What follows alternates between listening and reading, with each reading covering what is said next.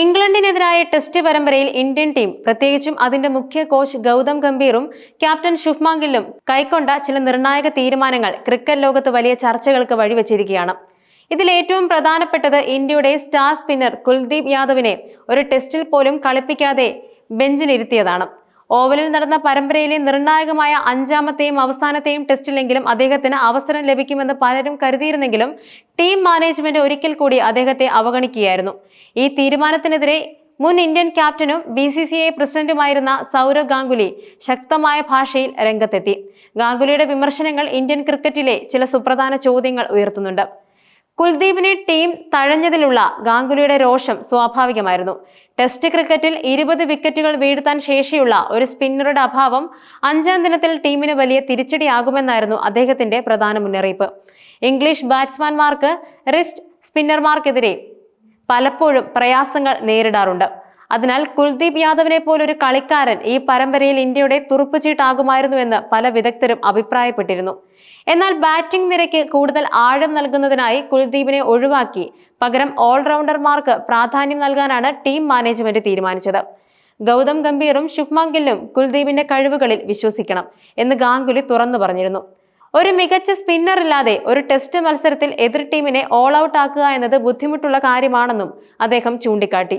മുൻ ഇന്ത്യൻ ടീമുകളിൽ അനിൽ കുംബ്ലെ, ഹർഭജൻ സിംഗ് എന്നിവരെ പോലെ മഹാന്മാരായ സ്പിന്നർമാർ ഉണ്ടായിരുന്നു. അതുപോലെ ലോക ക്രിക്കറ്റിൽ ഷെയ്ൻ വോൺ, മുത്തയ്യ മുരളീധരൻ തുടങ്ങിയ സ്പിൻ ഇതിഹാസങ്ങൾ ടീമുകൾക്ക് വിജയങ്ങൾ നേടിക്കൊടുത്തിട്ടുണ്ട്. ഇങ്ങനെയുള്ള പാരമ്പര്യമുള്ള ഒരു രാജ്യത്തിന് കുൽദീപിനെ പോലുള്ള ഒരു പ്രതിഭാശാലിയെ ബെഞ്ചിലിരുത്തുന്നത് ചിന്തിക്കാൻ പോലും സാധിക്കുന്ന ഒന്നല്ല. ഇന്ത്യൻ ടീം കുൽദീപിനെ പിന്തുണയ്ക്കണമെന്നും ഭാവിയിൽ അയാൾ ടീമിന് വളരെ നിർണായകമാകുമെന്നും ഗാംഗുലി വിശ്വസിക്കുന്നുണ്ട്. ഗാംഗുലിയുടെ വിമർശനങ്ങൾക്ക് പ്രസക്തി ഉണ്ടെങ്കിലും ടീം മാനേജ്മെന്റിന്റെ ഭാഗത്തു നിന്നുള്ള ചിന്തകൾ കൂടി പരിഗണിക്കേണ്ടതുണ്ട്.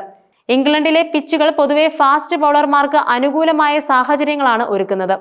അതിനാൽ 4 ഫാസ്റ്റ് ബൗളർമാരെയും ഒരു സ്പിന്നറെയും കളിപ്പിക്കാനുള്ള തീരുമാനം പൂർണ്ണമായും അവിശ്വസനീയമല്ല. കൂടാതെ ബാറ്റിംഗ് നിരയ്ക്ക് കൂടുതൽ ആഴം നൽകുന്നതിനായി ഹാർദിക് പാണ്ഡ്യയെ പോലൊരു ഓൾറൗണ്ടറെ ഉൾപ്പെടുത്തുന്നത് ടീമിനെ അധിക ബൗളിംഗ് ഓപ്ഷനും ബാറ്റിംഗ് കരുത്തും നൽകുന്നുണ്ട്. എന്നാൽ ഈ തന്ത്രം എല്ലായ്പ്പോഴും വിജയിക്കുമോ എന്ന ചോദ്യം ബാക്കിയാണ്. കുൽദീപിനെ ഒഴിവാക്കിയതിലൂടെ ഒരു സ്പെഷ്യലിസ്റ്റ് സ്പിന്നർ എന്ന നിലയിൽ അദ്ദേഹത്തിന് പകരക്കാരനായി ടീമിന് ആരെയും കണ്ടെത്താനായില്ല.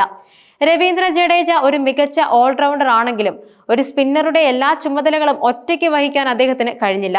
ടെസ്റ്റിൽ വിക്കറ്റുകൾ എടുക്കാൻ പാടുപെട്ടപ്പോൾ ഒരു റെസ്റ്റ് സ്പിന്നറുടെ സാന്നിധ്യം ടീമിന് എത്രമാത്രം സഹായകമായിരുന്നുവെന്ന് പലരും വിലയിരുത്തി.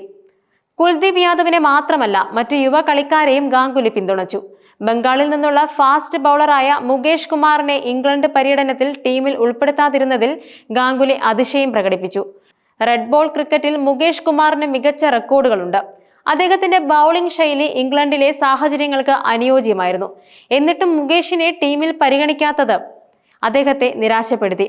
മാഞ്ചസ്റ്റർ ടെസ്റ്റിൽ അരങ്ങേറുകയും ഓവലിൽ ടീമിൽ നിന്ന് ഒഴിവാക്കപ്പെടുകയും ചെയ്യുന്ന യുവ പേസർ അൻഷുൽ കാംബോജിനും ഗാംഗുലി തന്റെ പിന്തുണ നൽകി.